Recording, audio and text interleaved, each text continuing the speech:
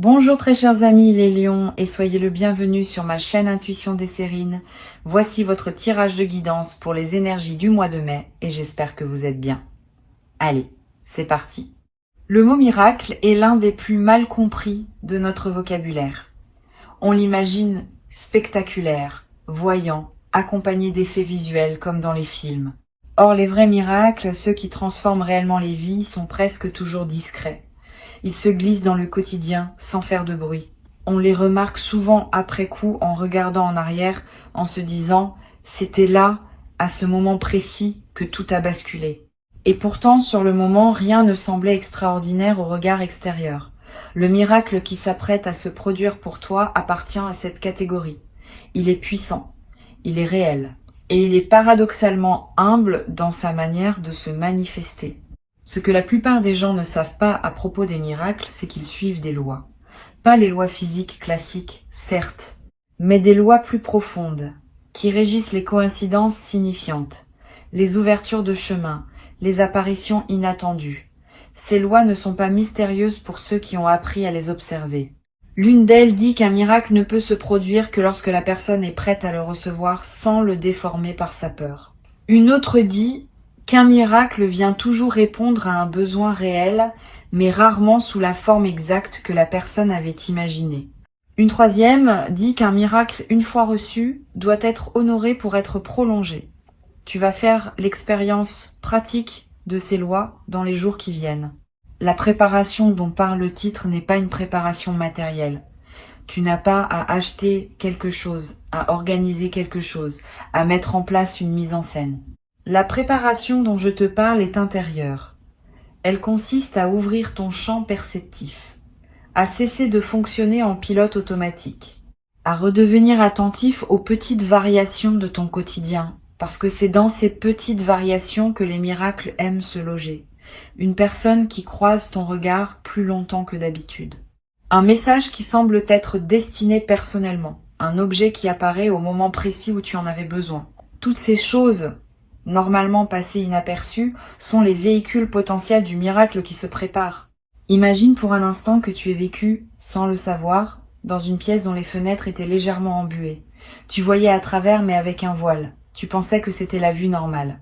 Tu savais pas qu'on pouvait voir plus net.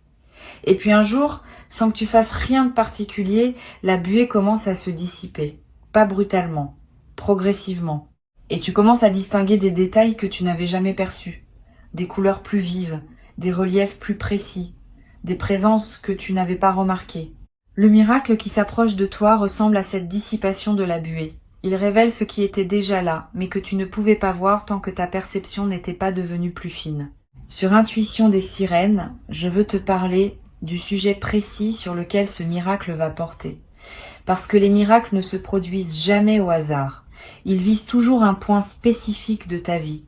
Un point où tu avais cessé d'espérer, un point que tu avais classé comme définitivement bloqué, un point sur lequel tu n'osais même plus demander quoi que ce soit, parce que la déception passée t'avait appris à ne plus formuler de désir précis. C'est exactement sur ce point que le miracle va opérer. La vie a une intelligence particulière. Elle vise les zones où nous avons abandonné, parce que c'est là que l'effet sera le plus profond. Quand quelque chose s'ouvre, où nous attendions encore, nous nous réjouissons. Quand quelque chose s'ouvre, où nous avions cessé d'attendre, nous sommes véritablement transformés. Le moment où tu réalises qu'un miracle est en train de se produire est très particulier. Il y a d'abord une sensation d'irréalité. Tu te dis que c'est impossible, que tu rêves, que tu es en train de mal interpréter quelque chose. Cette phase de déni dure parfois quelques minutes, parfois quelques heures, puis la réalité du miracle s'impose. Tu commences à accepter que oui, ce qui se produit est bien en train de se produire. Et là, une émotion immense te traverse, une émotion qui dépasse la simple joie, une émotion qui touche à la révérence. Tu ressens dans ton corps que tu es face à quelque chose de plus grand que ton entendement habituel. Cette révérence est l'émotion typique de la rencontre avec le miraculeux. Tu vas remarquer, dans la période qui précède la manifestation du miracle, des signes annonciateurs. Pas des signes spectaculaires, plutôt des signes que tu pourrais facilement rater si tu n'es pas attentif. Une chanson qui passe à la radio juste au moment où tu pensais à quelqu'un, un chiffre qui revient plusieurs fois dans ta journée, un livre qui s'ouvre sur une page particulièrement parlante, un rêve qui semble t'envoyer un message clair. Ces signes ne sont pas des coïncidences. Ils sont la manière dont l'invisible te prépare au miracle qui s'approche. Il te tape doucement sur l'épaule pour que tu sois attentif au moment où la manifestation principale se produira. Une chose importante à comprendre, c'est que les miracles n'arrivent pas à ceux qui les méritent dans un sens moral. Ils arrivent à ceux qui les attendent dans un sens énergétique. Cette différence est cruciale. Tu peux être une excellente personne, gentille, généreuse, intègre, et ne jamais vivre de miracles si ton champ énergétique est fermé à leurs possibilités. À l'inverse, tu peux être une personne ordinaire, avec ses qualités et ses défauts, et vivre des miracles régulièrement si ton champ énergétique reste ouvert. Le mérite moral et la réception des miracles sont deux choses distinctes. Toi, tu as ouvert ton champ, pas par calcul, par évolution naturelle. Et c'est cette ouverture qui rend possible ce qui s'approche. Le miracle qui se prépare a une signature particulière. Il va se présenter avec un caractère évident d'impossibilité. C'est à dire que la situation à laquelle il va répondre était considérée par toi, et probablement par ton entourage, comme une situation sans issue. Le caractère miraculeux vient justement de ce contraste entre l'impossibilité apparente et la résolution effective. Si la situation avait paru résolvable par les voies normales, on parlerait de chance ou de hasard. Quand la situation paraît bloquée et qu'elle se débloque par un canal inattendu, on parle de miracle. Cette signature d'impossibilité résolue est ce qui te confirmera sans aucun doute que tu es bien face à ce que tu avais espéré sans plus oser le formuler. Ici, sur Intuition des Sirènes, je tiens à préciser quelque chose qui est rarement dit. Les miracles aiment l'humilité, pas l'humilité fausse qui consiste à se rabaisser. L'humilité authentique qui consiste à reconnaître qu'on n'est pas seul aux commandes de sa vie. Les personnes qui croient tout contrôler par leur seule volonté ferment souvent la porte aux miracles, parce que les miracles, par définition, viennent d'ailleurs que de notre volonté personnelle. En reconnaissant que tu n'es pas le seul artisan de ton existence, tu ouvres l'espace pour que d'autres forces puissent collaborer à ton parcours. Cette posture d'humilité ouverte est l'une des conditions favorables à la manifestation du miraculeux. Tu as cette humilité. Sinon, tu n'écouterais pas ces mots. Tu serais dans une posture de toute puissance qui n'a pas besoin d'écouter une voix qui parle de l'invisible. Le simple fait que tu sois ici, attentif à l'écoute, est la preuve que ton champ est ouvert. Tu ne penses pas tout savoir. Tu ne penses pas tout maîtriser. Tu acceptes qu'il puisse y avoir des dimensions à ta vie qui dépassent ta compréhension immédiate. Cette acceptation est un acte sacré. Et c'est cet acte sacré qui te place dans la disposition juste pour recevoir ce qui s'apprête à se manifester. Je vais te parler des 3 jours qui suivent généralement un miracle. Cette période est particulière. Elle s'appelle la période d'intégration. Pendant ces 3 jours, le système intérieur a besoin de temps pour assimiler ce qui s'est produit. Tu peux te sentir un peu désorienté. Tu peux pleurer pour aucune raison apparente. Tu peux avoir des pensées étranges, presque mystiques, qui te traversent. Tout cela est normal. Ne t'inquiète pas si ces phénomènes se présentent.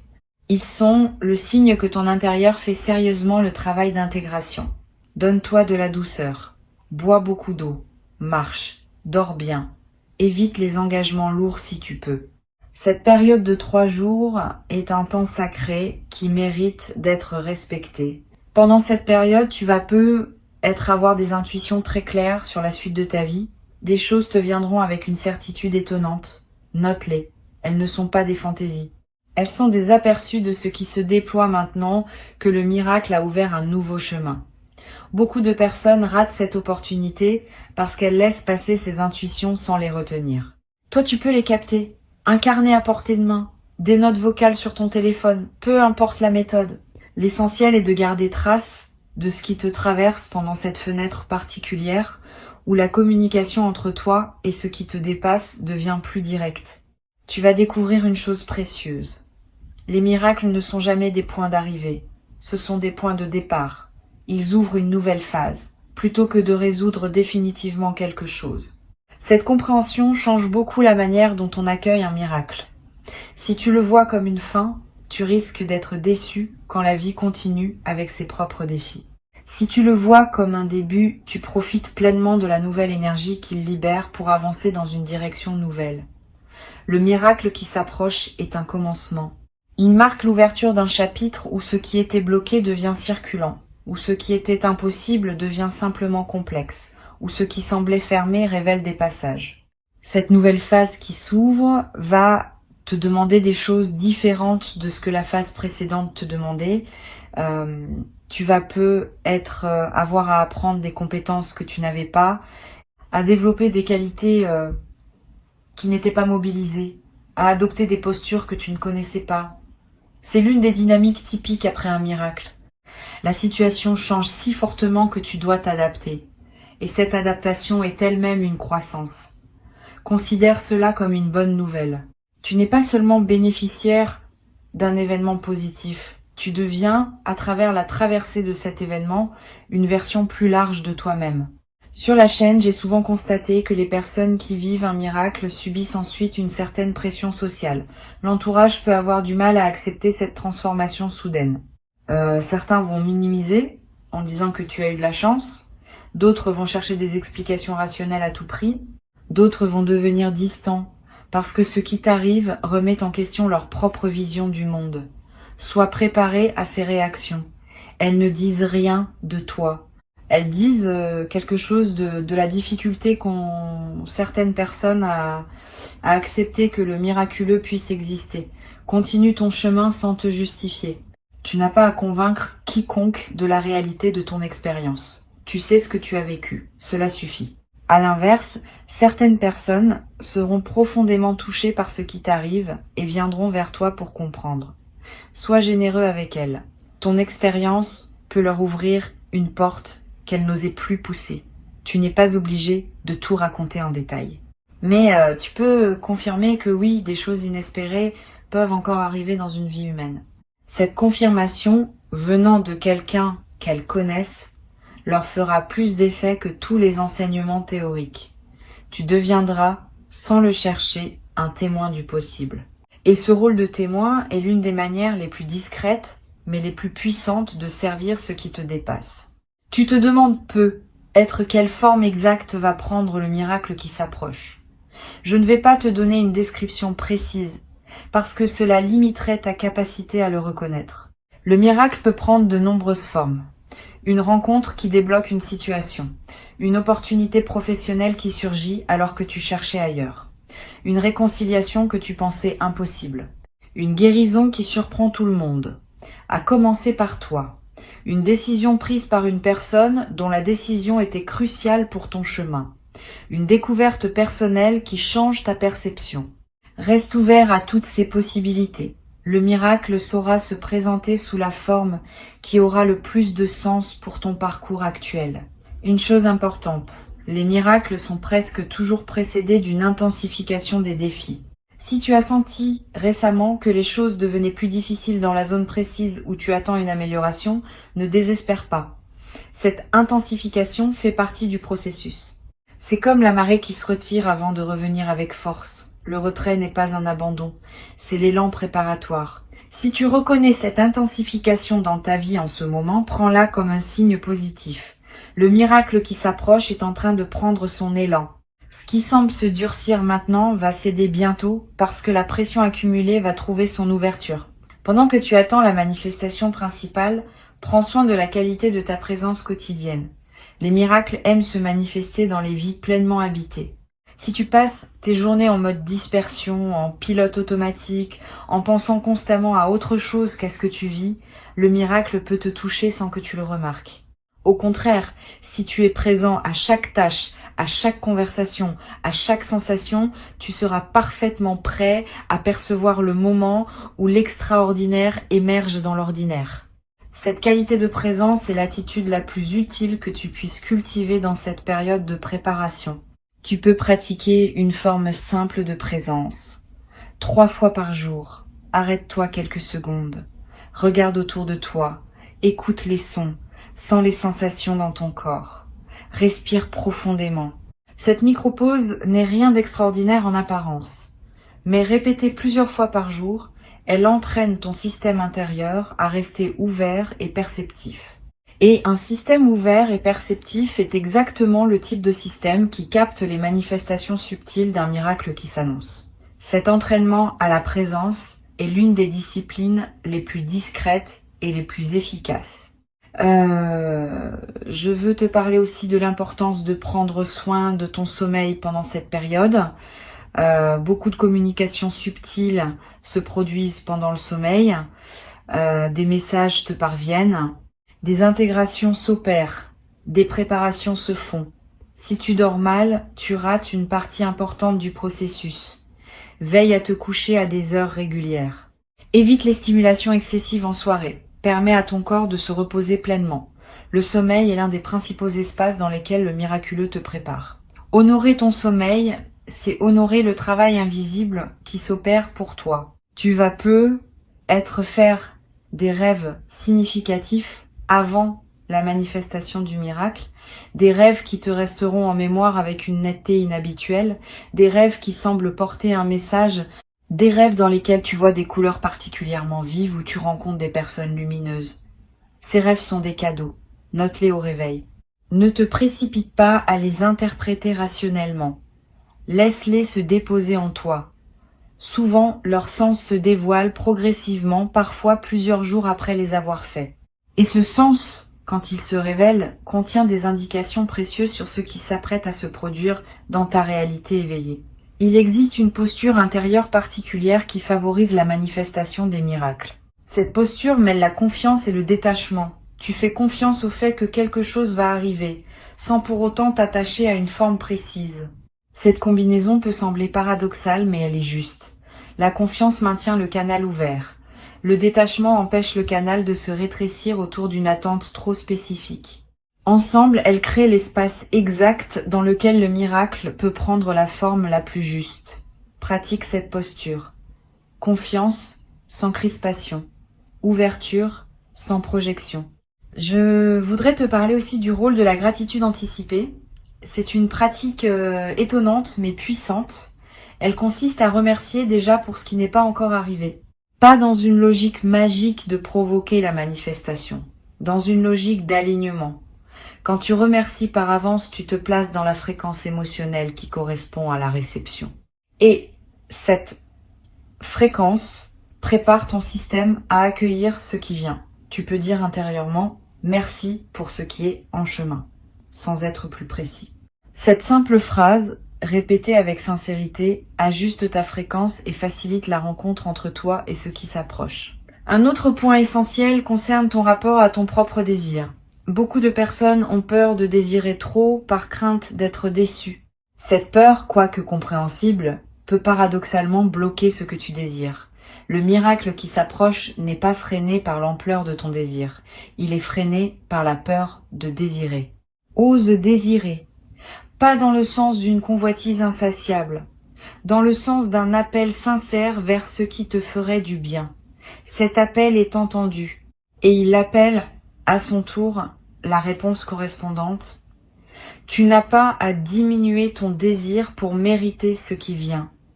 Tu as à l'assumer pleinement. Sur Intuition des sirènes, j'aime rappeler une chose fondamentale. Les miracles ne sont pas distribués avec parcimonie, comme si la quantité disponible était limitée. L'univers ne fonctionne pas selon une logique de pénurie. Il y a suffisamment de miraculeux pour tous ceux qui sont prêts à le recevoir. Le fait qu'un miracle arrive à quelqu'un d'autre ne diminue en rien la possibilité qu'un miracle arrive aussi à toi. Au contraire, chaque miracle reçu et honoré dans le monde augmente la fréquence collective qui rend les miracles plus accessibles à tous. Tu fais partie de ce mouvement global d'ouverture au miraculeux. Et ton propre miracle contribuera, à son tour, à élever la possibilité pour d'autres. Tu vas, après avoir vécu ce qui s'apprête à se produire, devenir une personne légèrement différente. Pas dans tes valeurs essentielles. Celles-là restent, mais dans ta confiance en la vie. Tu sauras, dans tes os, que les choses inespérées peuvent arriver, et cette connaissance corporelle vaut 1000 livres lus sur le sujet. Elle te rendra plus tranquille face aux défis futurs, parce que tu auras la preuve vécue que les situations peuvent se débloquer même quand tout semble dire le contraire. Cette tranquillité confiante est l'un des effets les plus durables d'un miracle reçu et intégré. Tu deviendras être, à ton tour, un facilitateur de miracles pour d'autres, sans avoir à le décider explicitement. Simplement parce que ta nouvelle fréquence rayonne autour de toi et qu'elle inspire les autres à oser à leur tour. Tu donneras des exemples de ta propre vie qui ouvriront des portes dans la conscience de ceux qui t'écoutent. Tu seras présent au moment où une personne traverse un découragement, et ta simple présence, sans grand discours, lui rappellera que l'inattendu reste possible.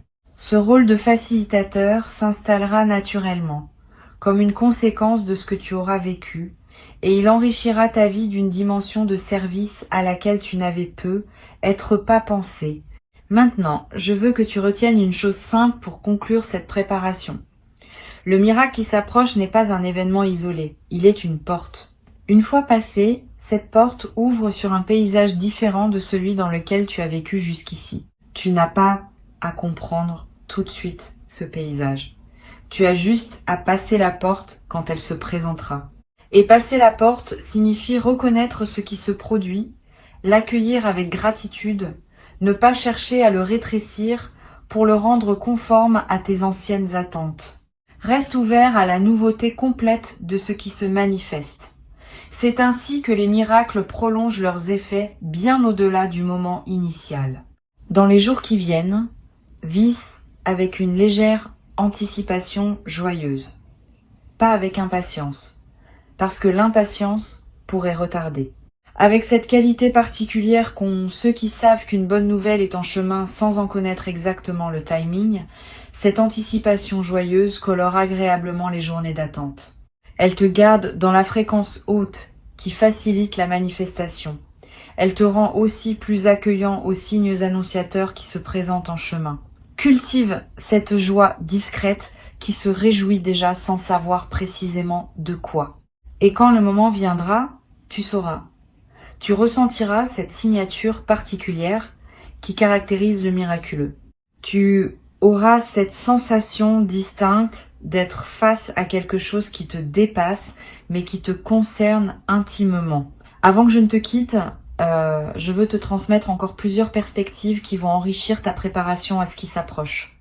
La première concerne la différence entre les miracles attendus et les miracles inattendus.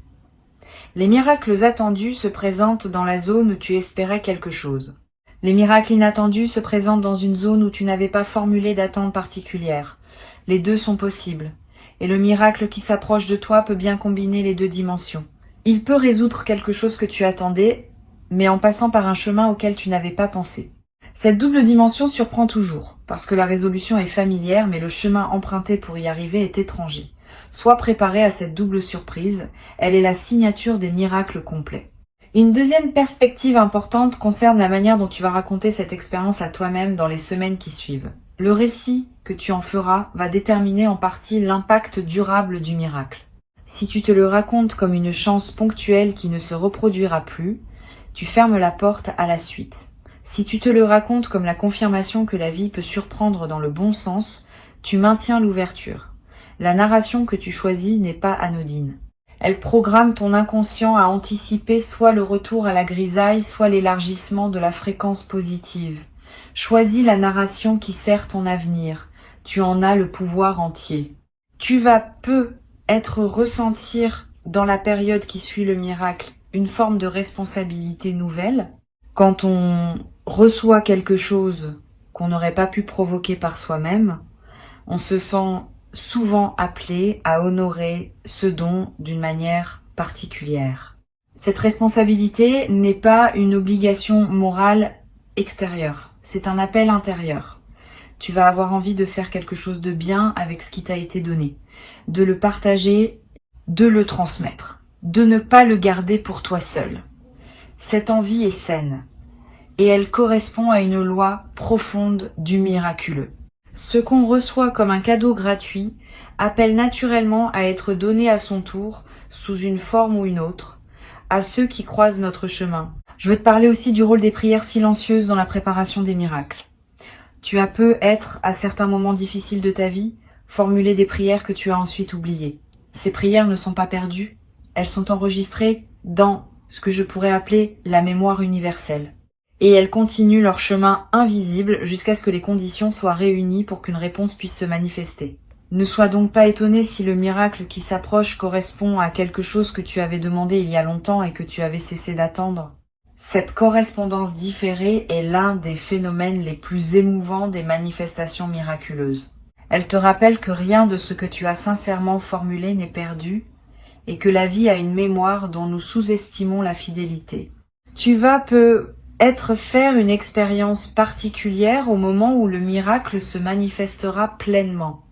Une sensation de continuité avec quelque chose de plus grand, comme si, pendant quelques instants, tu cessais d'être seul dans ton corps et participais à un mouvement plus vaste. Cette expérience peut être très brève, parfois quelques secondes seulement, mais elle laisse une marque durable. Tu garderas le souvenir d'avoir touché quelque chose qui te dépassait sans pour autant te submerger. Cette mémoire deviendra une ressource précieuse.